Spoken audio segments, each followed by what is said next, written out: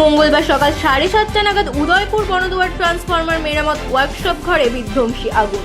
ঘটনার বিবরণে জানা যায়, এদিন সকালে ওয়ার্কশপ ঘরে কালো ধোঁয়ায় অন্ধকারে ঢেকে যায়।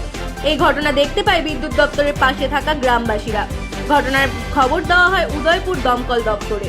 বিধ্বংসী আগুনের খবর পেয়ে দ্রুত দমকলের একটি বড় ইঞ্জিন ঘটনাস্থলে ছুটে যায়, কিন্তু পরিস্থিতি এতটা ভয়াবহ ছিল, মুহূর্তের মধ্যে আগুন দ্রুত সমস্ত ট্রান্সফরমারে ছড়িয়ে পড়ে। পরে দমকলের আরও দুটি ইঞ্জিন ঘটনাস্থলে ছুটে যায়, তারপরেও পরিস্থিতি নিয়ন্ত্রণে আনা সম্ভব হচ্ছিল না।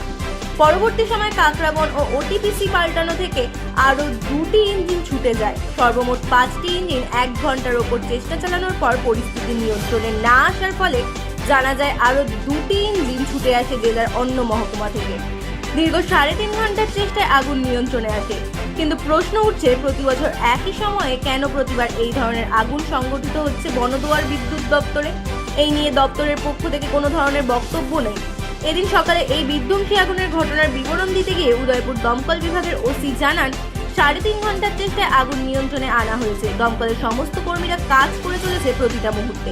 পাশাপাশি 42টি পোমের ড্রাম ব্যবহার করা হয়েছে আগুন নেভানোর জন্য।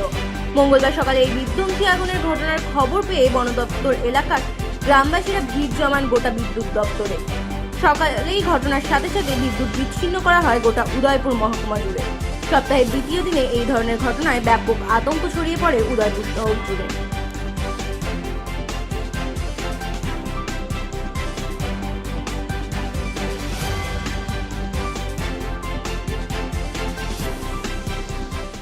দীর্ঘ